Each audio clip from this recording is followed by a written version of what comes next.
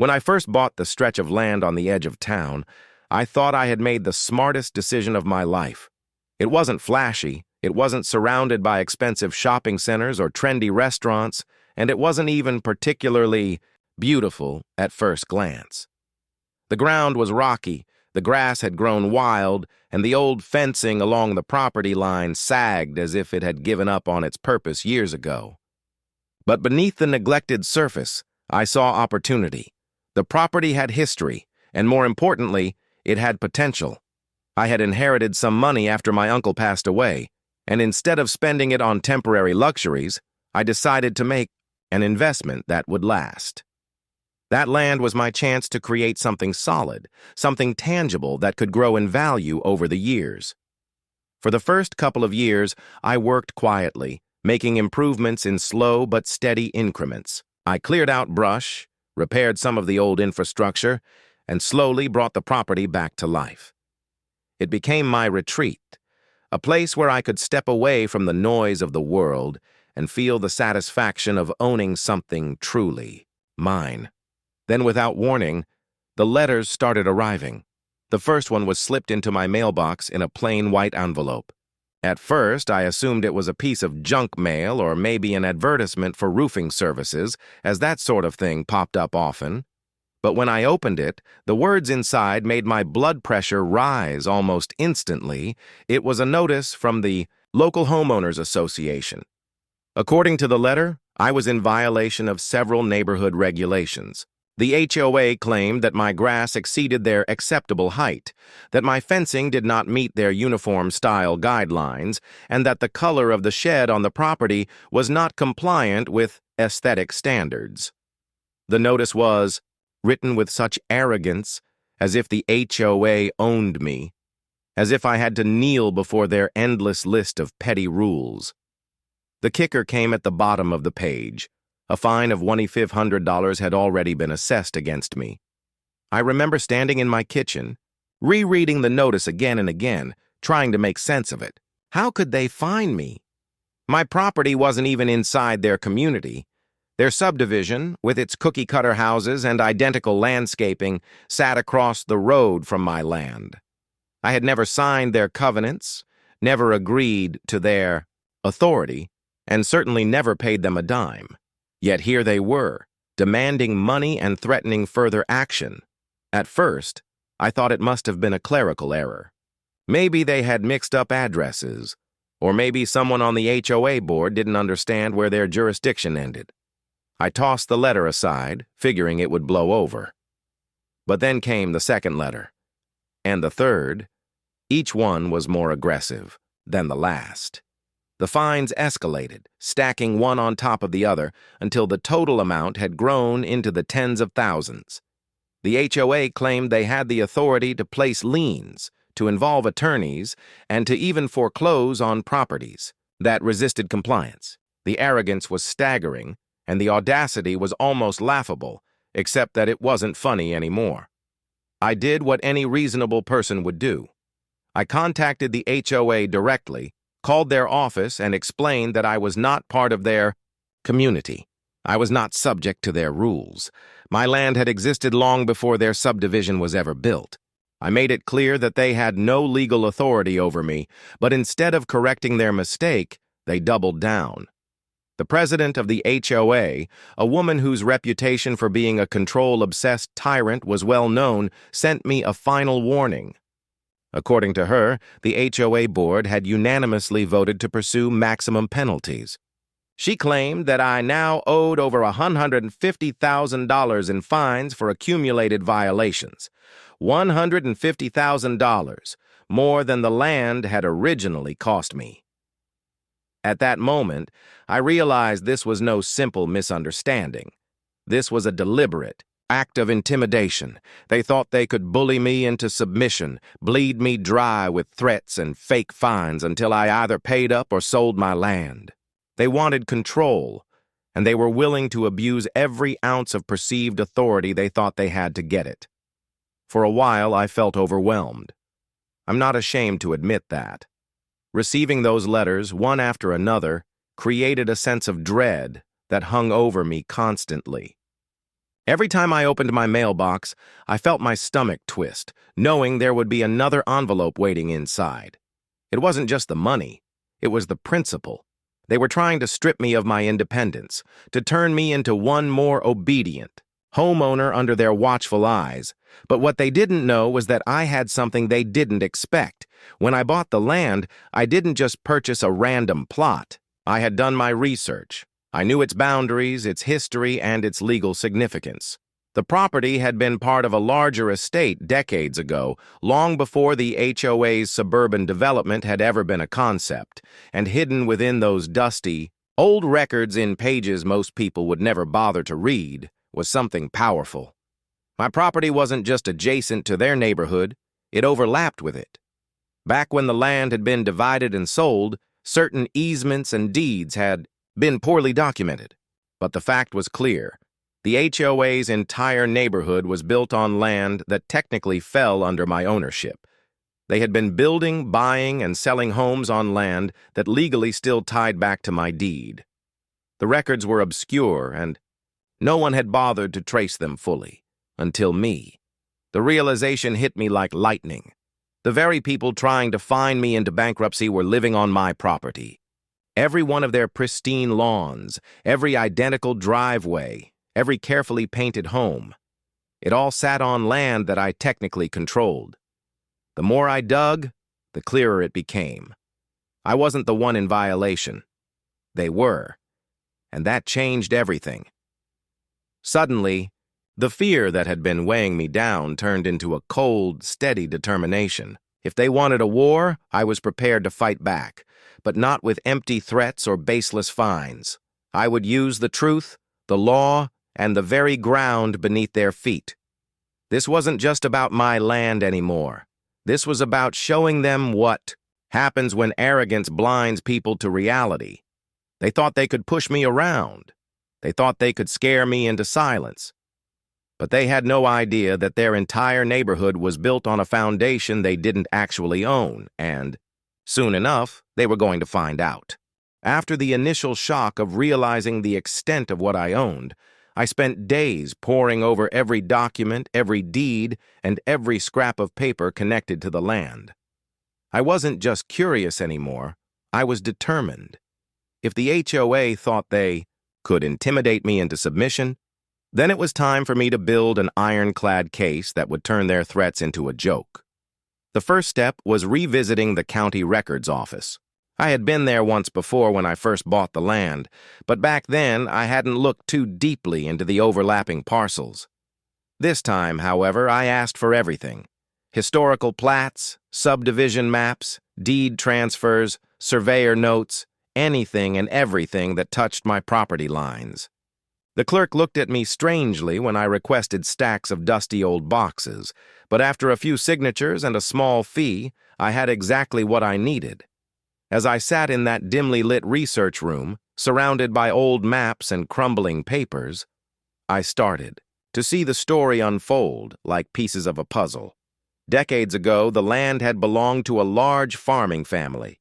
When they passed away, the estate had been split among relatives, and over time, some parcels were sold, while others simply lingered. In probate. The subdivision that now called itself an HOA had been carved out hastily during a housing boom. Developers, eager to make money, didn't always secure titles as carefully as they should have. Some of the lots they sold were built on shaky paperwork, with easements improperly filed or ignored entirely. It was a mess that nobody had cleaned up. But in that mess, I discovered my leverage. The deed I held wasn't vague. It clearly outlined boundary lines that stretched farther than most people realized. The subdivision's streets, sidewalks, and even parts of several houses all sat inside my legal ownership. To make matters worse for them, the HOA itself had been incorporated in a way that assumed clear title over the land it governed. They had been operating under the belief that their foundation was solid, but the more I compared their covenants to my deed, the more it became clear. The foundation wasn't theirs at all.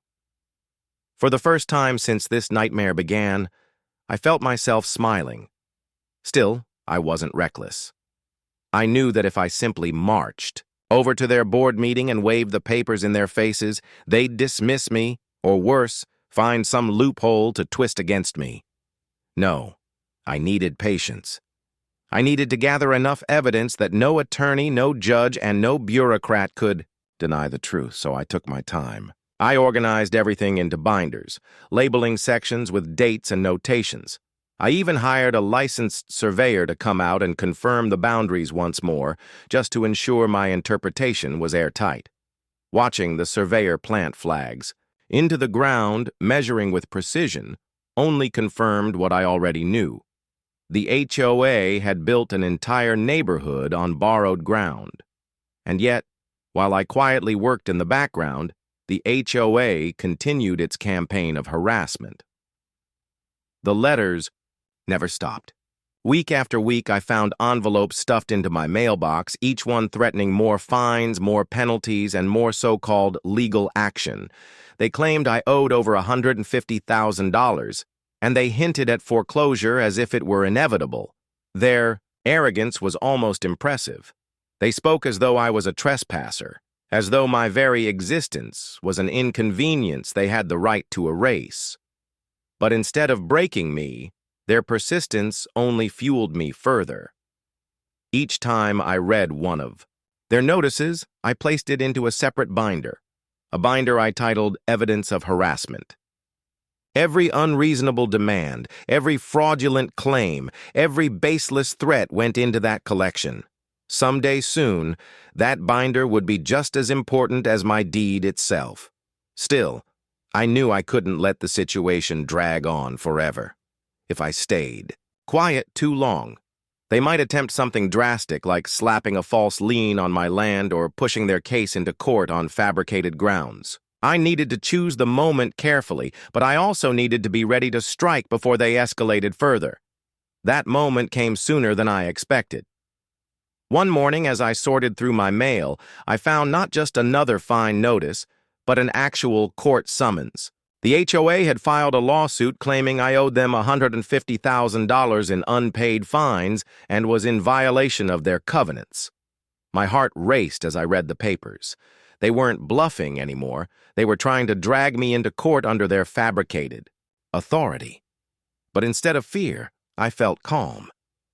Because now, they had made the fatal mistake of stepping into my arena. They had initiated a legal battle, and that meant the rules of evidence applied. They would have to prove their authority, prove their jurisdiction, and prove their claims. And when the judge asked for proof of ownership, I would be standing there with the deed, the surveys, the records, and the historical chain of title. For the first time in weeks, I slept peacefully that night. The days leading up to the court date were spent in meticulous preparation. I contacted a real estate attorney, presented all my findings, and watched as his eyes widened with disbelief. He confirmed everything I already knew. The HOA had no jurisdiction over me, and more importantly, my deed extended into their territory. Their lawsuit was destined to collapse under its own weight. In fact, my attorney suggested I had grounds for a counterclaim that could put the HOA itself in jeopardy. That thought sent a wave of satisfaction through me. It wasn't enough to simply defend myself. They had tried to ruin me, to bury me under false fines, and to strip me of my rights. If I walked away with just a dismissal, they would likely try again, emboldened by their arrogance. No, if I was going to fight, I had to make it decisive. I had to make sure they never harassed me or anyone else again. So we filed the paperwork. Alongside my defense, we prepared a counterclaim for harassment, fraud, and damages. I included the binder of every threatening letter, every baseless fine, every lie they had sent my way. My attorney was almost giddy at how airtight the case was. The HOA, of course, had no idea what was coming. As the court date approached, I imagined them sitting in their tidy boardroom, smugly congratulating themselves on putting me in my place. I imagined them rehearsing their speeches about community standards and neighborhood pride, blind to the fact that they were about to step onto a battlefield they couldn't win. For years, they had wielded fear as their weapon.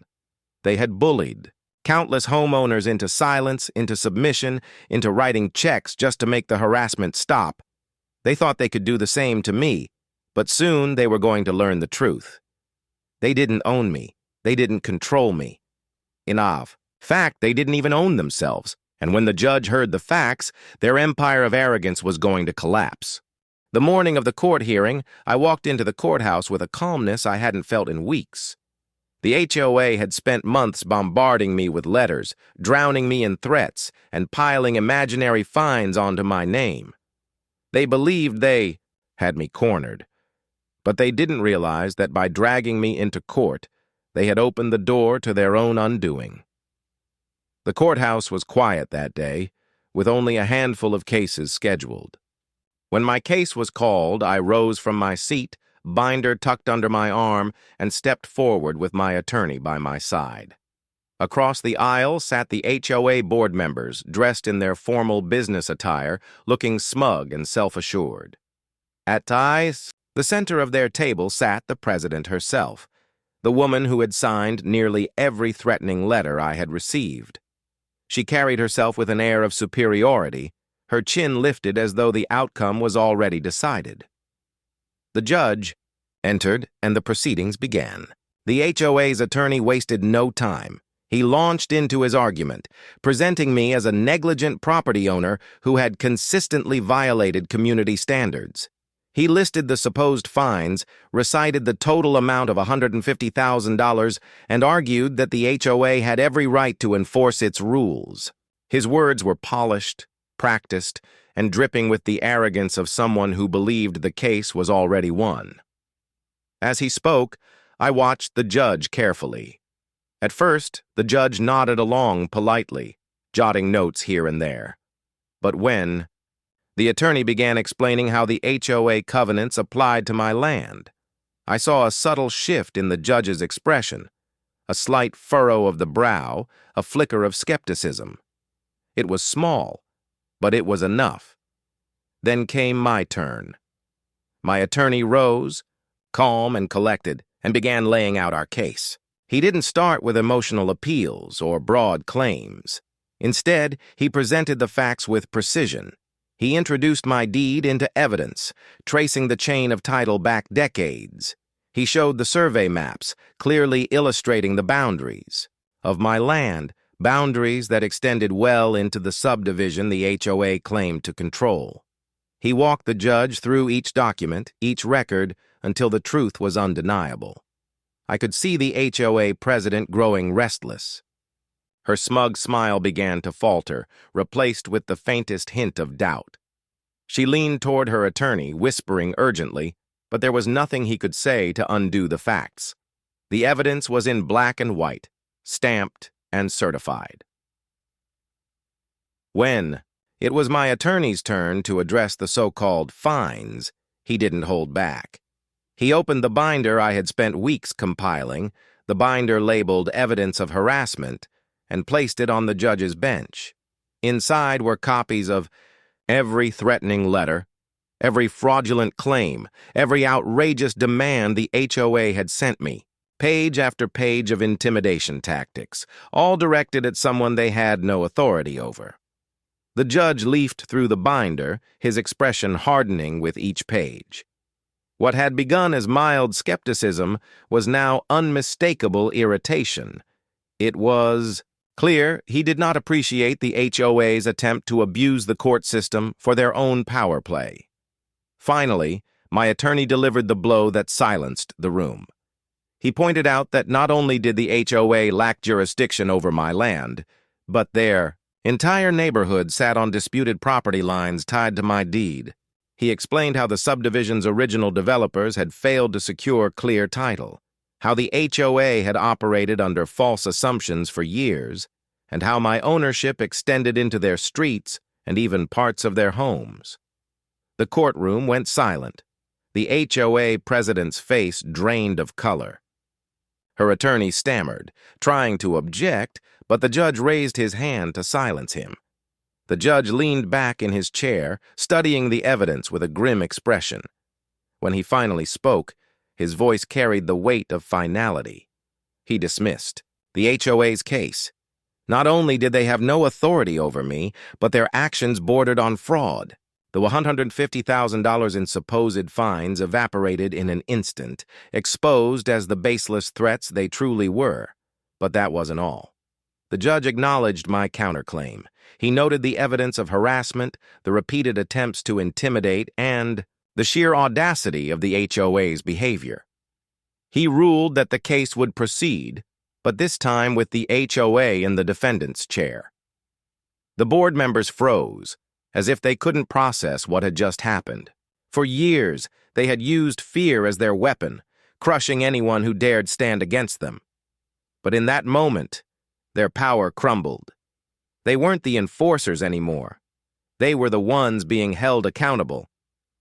As we left the courtroom, I could feel the weight lifting off my shoulders, the months of stress, the endless barrage of letters, the threats of financial ruin, all of it had led to this turning point. I walked out not as a victim, but as someone who had stood his ground and revealed the truth. But the story didn't end there. The counterclaim meant discovery, depositions, and the possibility of damages. The HOA would be forced to answer for every action they had taken, every letter they had sent, every lie they had spread. And with my deed proving ownership of their very land, I had more leverage than I had ever imagined. In the days that followed, word spread quickly through the neighborhood. Homeowners who had once supported the HOA out of fear began to whisper about what had happened in court. They asked questions the board couldn't answer. What did it mean that my deed overlapped with their property lines? What did it mean for their homes, their streets, their community? The HOA had built its power on the illusion of control, but now that illusion was shattering. I knew the fight wasn't over. The HOA wouldn't simply roll over and accept defeat. They would scramble, they would scheme, and they would try to salvage whatever authority they could. But the balance had shifted. I wasn't the one on the defensive anymore. And as I looked out across the neighborhood from the edge of my land, I realized something profound. The very people who had tried to ruin me were living on ground they didn't even own. Their power had always been an illusion, and now the truth was rising to the surface. The court battle had only been the beginning. The real war was just getting started. In the weeks following the court hearing, the atmosphere around the neighborhood changed dramatically. Before, the HOA board had walked around with an air of absolute authority, acting as though their word was law and their rules were gospel. They had ruled with a mixture of intimidation and arrogance, handing out fines like candy, dictating everything from lawn heights to mailbox colors. Homeowners had lived in quiet fear, paying fees they didn't always understand, just to avoid becoming the next target. But after the judge's ruling, everything shifted. Word spread faster than the HOA could control it. Neighbors whispered at fences, talked in hushed voices at community gatherings, and traded stories online. Everyone had heard that the HOA's lawsuit against me had collapsed spectacularly, and, more importantly, everyone had heard that my deed overlapped with their entire neighborhood. At first, there was disbelief. People couldn't imagine that the board, the same group that had fined them for leaving trash cans out an hour too long, had made such a colossal mistake. But when details began to circulate, and when homeowners realized that the HOA had been operating on false authority for years, disbelief turned into anger. The first cracks appeared in the form of resistance. A few brave homeowners stopped paying their dues. They wanted to see what the HOA would do without its usual weapon of threats. When the board sent out demand letters, those letters were laughed at. Neighbors compared notes, and soon more families joined the silent rebellion. The HOA president tried to rally her troops, calling an emergency board meeting to restore order. But I heard from people who attended that the meeting descended into chaos. Instead of falling back into line, homeowners demanded answers. They wanted to know how the board could possibly justify its actions in light of the court ruling. They wanted to know what would happen if the counterclaim went through, if damages were awarded, if their entire neighborhood sat on ground they didn't legally own. The president tried to spin the story, insisting that the case wasn't over, that everything was under control, but her words rang hollow. The community had tasted doubt, and once that seed was planted, there was no going back. Meanwhile, I pressed forward with my counterclaim. My attorney filed motions, requested documents, and forced the HOA into discovery. Every week, we unearthed more evidence of their misconduct. Letters to other homeowners revealed patterns of harassment eerily similar to what I had endured.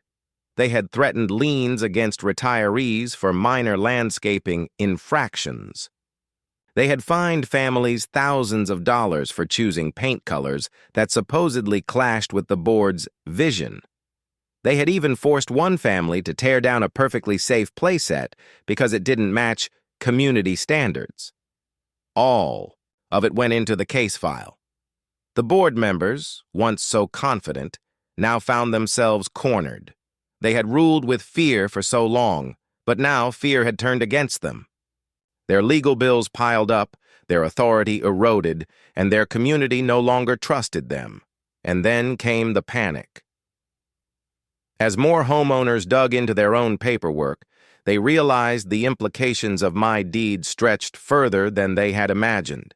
If my ownership truly overlapped with the subdivision, what did that mean for their mortgages, their titles, their very homes?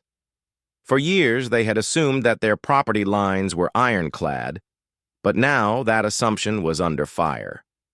Lenders began to ask questions. Title companies grew cautious, and suddenly the stability of the entire neighborhood was in question. The HOA president tried to keep everyone calm, but her reassurances only fueled the anger.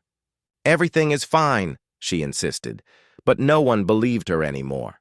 When people discovered that she had been the driving force behind the lawsuit against me, many saw her not as a protector of community standards, but as the person who had dragged them into a disaster. The board fractured under the pressure. Some members resigned quietly, unwilling to face the storm. Others tried to distance themselves, claiming they had voted against the lawsuit from the beginning. The president, however, refused to back down. She clung to her position with stubborn pride, convinced that somehow she could still come out on top. But her power was gone. Homeowners stopped attending board meetings. They stopped following rules. Lawns grew tall, fences went unpainted, and mailboxes stood in whatever color their owners desired. What once had been a tightly controlled neighborhood of identical appearances began to unravel. And for many families, that unraveling felt like freedom. I watched it all from the edge of my land, equal parts amused and vindicated. The same people who had tried to strip me of my rights were now discovering what it felt like to live under the shadow of uncertainty. The board's empire of control was collapsing, not because of an external force, but because its own foundation had been built on lies. Meanwhile, my attorney pushed forward with the counterclaim.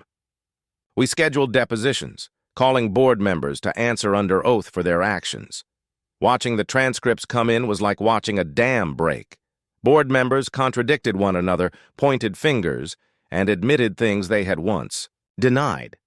Some confessed they hadn't even read the covenants they were supposed to enforce.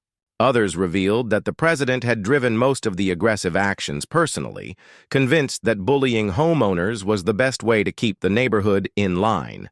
Each deposition became another nail in the coffin.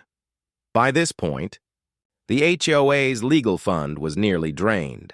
They had spent thousands trying to crush me, and now they were forced to spend even more defending themselves. But no matter how much money they threw at their attorneys, the truth remained unshakable. They had harassed me. They had acted outside their authority, and they had built their neighborhood on land they didn't truly control. The whispers in the community grew louder. Homeowners began to wonder what would happen if the counterclaim succeeded. Would damages come out of their dues? Would the HOA itself be dissolved? And what would it mean if I chose to enforce my ownership rights over their land? The panic reached a breaking point when a local news outlet picked up the story. A reporter filed a segment titled, "HOA Faces Lawsuit Over Property Rights Dispute." The piece highlighted the absurdity of a homeowners association trying to fine someone $150,000 when it turned out they might not even own their own neighborhood. Overnight, the story went viral in our town. Neighbors who had once ignored me now approached me with cautious curiosity, eager to know what my next move would be, and that's when I realized the true extent of my power. I had started this journey. As a single landowner, bullied and harassed by a board that thought it could crush me. But now, the tables had turned. I wasn't just defending myself anymore. I had the ability to reshape the future of the entire neighborhood. The HOA was collapsing. The question was, would I let it crumble quietly, or would I take control of what was rightfully mine? By the time the counterclaim hearings began, the HOA was already fractured. The once powerful board that had ruled with fear and fines was now a shadow of itself. Members had resigned, homeowners had rebelled, and trust had evaporated completely. But one person refused to accept reality, the HOA president. She had been the face of the board, the architect of its aggression, and the driving force behind the $150,000 lawsuit they filed against me. Her ego couldn't allow her to admit defeat. Even as neighbors whispered about dissolution, even as attorneys warned about bankruptcy, she clung to her authority like a sinking captain who refused to abandon ship. I expected her to back down when the counterclaim came into play, but she did the opposite. She grew louder, more combative, and more reckless. At community meetings, she shouted down homeowners who dared to question her leadership. She accused anyone who resisted of betraying the neighborhood. She even doubled fines against families who stopped paying dues, as though her defiance could restore the crumbling empire around her. But the louder she became, the more isolated she grew. Homeowners who had once feared her now laughed at her threats. People who once wrote checks just to avoid conflict now ignored her letters. And when she tried to enforce rules, no one complied. She was a ruler without a kingdom, clinging to authority that no longer existed. Meanwhile, the legal battle pressed on. My attorney presented evidence of harassment, fraud, and abuse of power. We showed the court not just what the HOA had done to me, but what they had done to dozens of families over the years. We presented stories of retirees threatened with foreclosure, young couples fined into debt, and families bullied into unnecessary renovations just to satisfy the board's whims. Each testimony painted the same picture, a president who believed herself untouchable, who treated her neighbors like subjects rather than equals. The depositions exposed even more. Board members admitted she had often acted unilaterally, issuing fines without votes, signing letters without approval, and bullying others into silence. The arrogance that had once made her feared now became her greatest weakness. In court, the HOA judge listened patiently as the evidence piled up. He had already dismissed the HOA's original claims against me, but now he was seeing the full scope of their misconduct. And with every binder, every sworn statement, every photograph of unnecessary fines and harassment, the president's credibility crumbled further. The final blow came when my attorney presented the deed overlap again. He reminded the court that the neighborhood itself sat on disputed ground, land tied directly to my ownership. It was more than just harassment, it was misrepresentation on a massive scale. The HOA had pretended to own authority it never truly possessed. The judge's words were sharp when he addressed the president directly. He questioned her judgment, her actions, and her misuse of the court system. He made it clear that the HOA's behavior wasn't just wrong, it was reckless, damaging, and potentially fraudulent. For the first time, the president didn't have a comeback. When the judge ordered the counterclaim to move forward toward damages, she sat in stunned silence. The homeowners in attendance shifted in their seats, exchanging glances. The woman who had once shouted down anyone who opposed her now sat deflated, her pride punctured in front of everyone. But the collapse didn't end in the courtroom. Back in the neighborhood, the revolt grew louder. Homeowners circulated petitions to dissolve the HOA entirely. Others demanded refunds for years of unjust fines. Rumors spread about a class action lawsuit. The more the president tried to assert her authority, the more her neighbors united against her.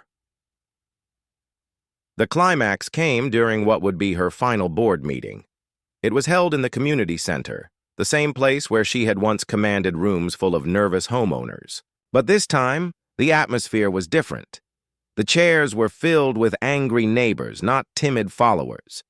They brought copies of the court transcripts, printouts of news articles, and photographs of the president's letters. When she tried to call the meeting to order, the crowd drowned her out. Homeowners stood one after another recounting the harassment they had endured. A retired veteran spoke about how she had threatened to foreclose on his home over a minor fence violation. A single mother described how she had been fined hundreds for letting her child's toys sit in the front yard. Each story was a nail in the coffin of her reputation. The president tried to shout back, tried to defend herself, but the anger in the room was overwhelming. Her authority had evaporated. She was no longer feared, no longer respected. She was cornered, exposed, and powerless. Finally, a homeowner stood up and demanded her resignation. The room erupted in applause. Others joined in, chanting, calling for her to step down immediately. The pressure was undeniable. Her reign was over, and she knew it. Red-faced and trembling with rage, she gathered her papers, stormed out of the room, and never returned. That night, the HOA effectively died. Without its president, the board collapsed. Members who remained quickly resigned, unwilling to face the wrath of their neighbors or the weight of the legal battle ahead. The homeowners voted overwhelmingly to dissolve the HOA, ending years of control and harassment in one decisive moment. For the first time in decades, the neighborhood was free, and yet, even as the HOA's collapse brought relief to its residents, the larger truth remained. I still held the deed. The land beneath their homes, their streets, and their playgrounds still tied back to my ownership. Dissolving the HOA didn't change that fact. Homeowners began approaching me directly, some cautiously, others with desperation. They wanted to know what would happen next. Would I enforce my ownership rights? Would I demand rent? Would I sell? The uncertainty hung over them like a storm cloud, and every decision I made from this point forward would determine the fate of their community. Hadn't asked for this power, but now that I had it, I couldn't ignore it. The HOA president had tried to destroy me with arrogance, but in her downfall, she had handed me something much greater: control over the entire neighborhood. The question was no longer whether I could fight back. The question was what I would do with the victory I now held. With the HOA dissolved and its president disgraced, the neighborhood entered a strange period of limbo. For years, residents had lived under the tight grip of a board that dictated every inch of their lives, from the shade of their shutters to the type of flowers they planted. Overnight, that grip was gone. There were no more letters in the mail, no more threats, no more fines. What replaced it, however, was uncertainty. Because beneath all the celebration and relief, one undeniable truth remained. I still owned their land. The homeowners couldn't ignore it, and neither could I. For weeks, they approached me cautiously, some in person, some by letter, and some even through their attorneys. They asked the same questions again and again. What would I do now? Would I sell? Would I rent? Would I force them to renegotiate the very ground beneath their homes? Their lives were built on property tied to my deed, and that reality left them vulnerable.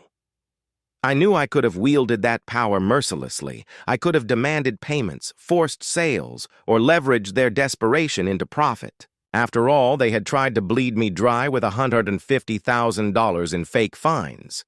The temptation to turn the tables completely was real.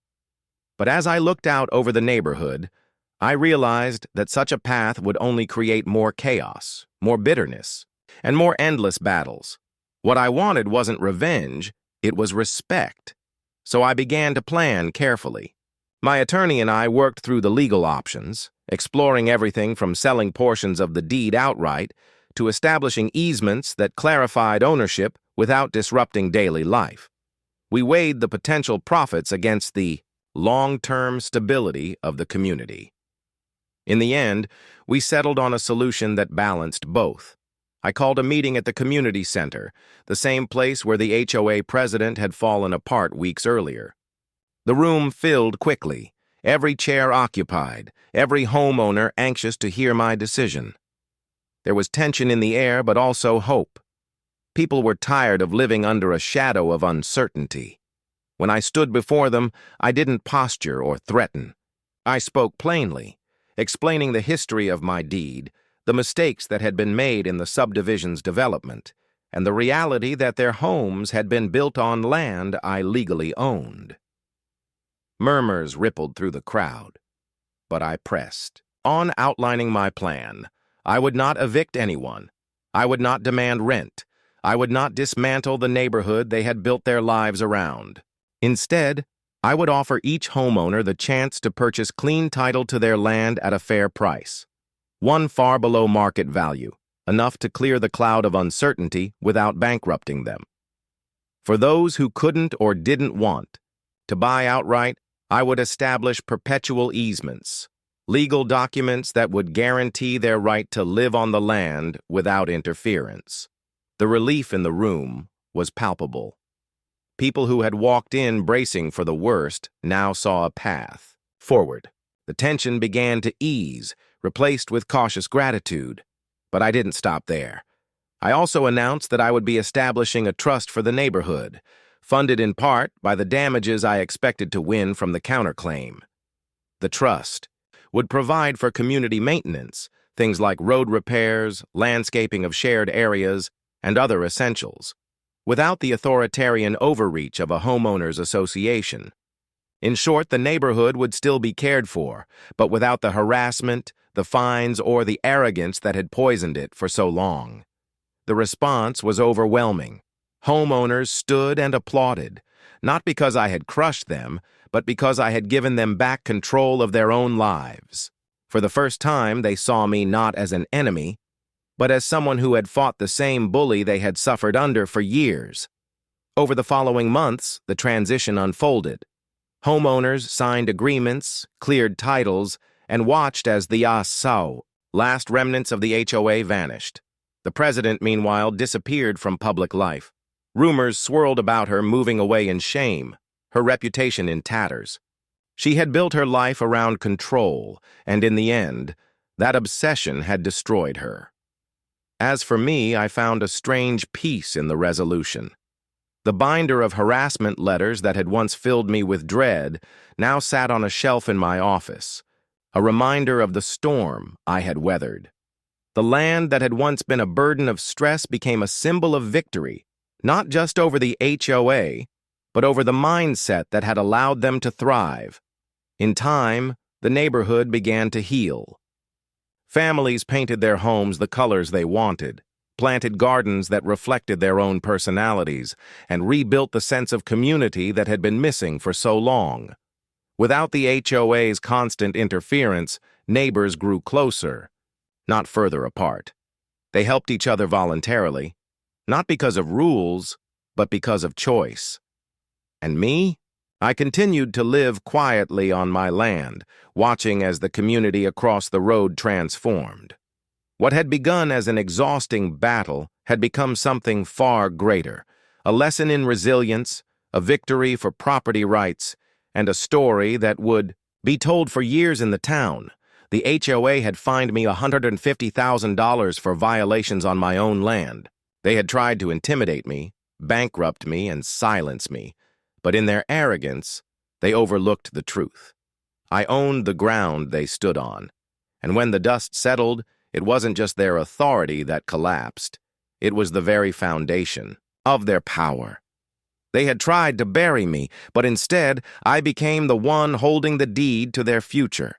And in the end, that truth was more powerful than any fine, any threat, or any board ever could be.